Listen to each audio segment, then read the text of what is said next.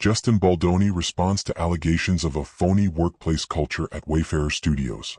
Justin Baldoni, the acclaimed actor, filmmaker, and advocate known for his work on Jane the Virgin and It Ends With Us, has recently addressed claims made by former employees about the alleged toxic positivity at his production company, Wayfarer Studios.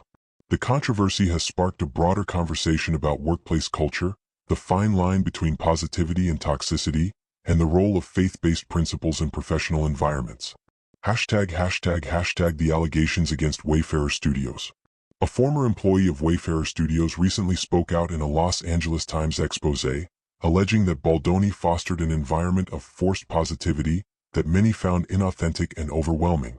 The anonymous ex-employee recalled instances where Baldoni was seen filming himself performing charitable acts, such as giving clothes to a homeless person.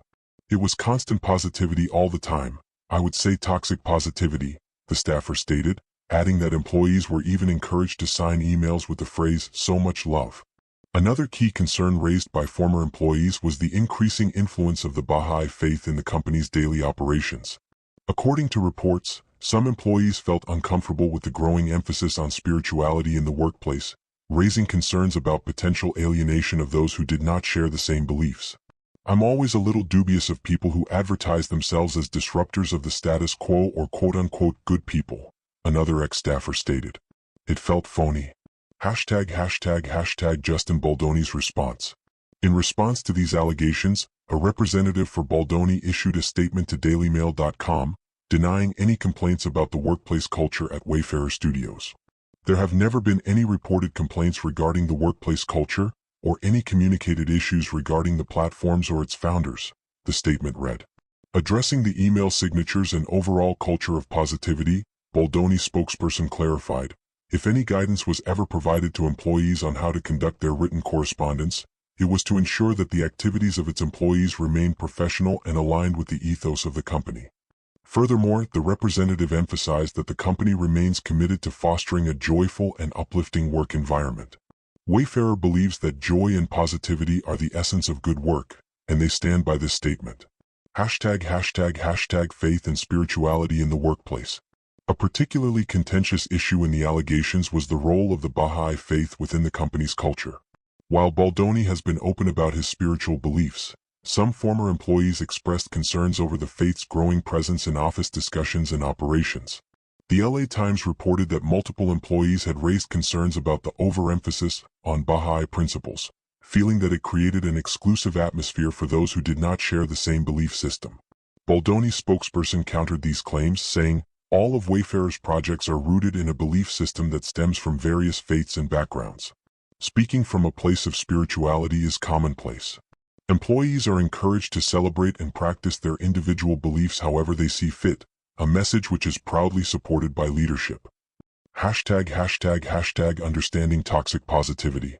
The term toxic positivity has gained traction in workplace psychology, referring to an excessive emphasis on maintaining a positive attitude, even in situations where genuine concerns or criticisms should be acknowledged.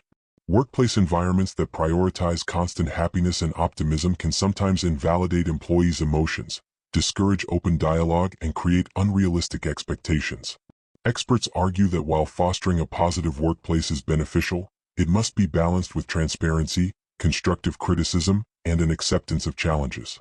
In the case of Wayfarer Studios, the alleged insistence on unwavering positivity reportedly left employees feeling unheard and frustrated. Broader implications in the entertainment industry. The allegations against Wayfarer Studios also highlight a broader issue within Hollywood and the entertainment industry. Many production companies and creative spaces brand themselves as progressive and socially conscious, yet behind the scenes, employees may face problematic work cultures. This is not the first time a high-profile production company has been scrutinized for its internal work environment. In recent years, several entertainment companies and talk shows, including The Ellen DeGeneres Show, have faced similar allegations of a work culture that was outwardly positive but allegedly toxic behind closed doors. Baldoni, who has built a reputation as an advocate for social change, gender equality, and emotional well-being, now finds himself at the center of a debate about whether his company's values genuinely align with the experience of its employees. What's next for Baldoni and Wayfarer Studios? Despite the controversy, Baldoni remains committed to his mission of using media to inspire social change. With projects like It Ends With Us set to release, his work continues to attract attention and admiration from audiences who appreciate his efforts to push for inclusivity and meaningful storytelling. However, the recent allegations serve as a reminder that even organizations with the best intentions must continuously assess their internal culture and ensure that their employees feel heard, respected, and valued. Whether Wayfarer Studios will implement changes in response to these concerns remains to be seen. For now, Baldoni's team is standing by their stance that the company fosters a healthy and positive workplace while encouraging employees to practice their beliefs freely. As Hollywood continues to grapple with issues of workplace culture, authenticity, and the balance between positivity and realism, the Wayfarer Studios controversy is likely to fuel further discussions on how leaders in the industry can cultivate genuinely supportive and inclusive work environments.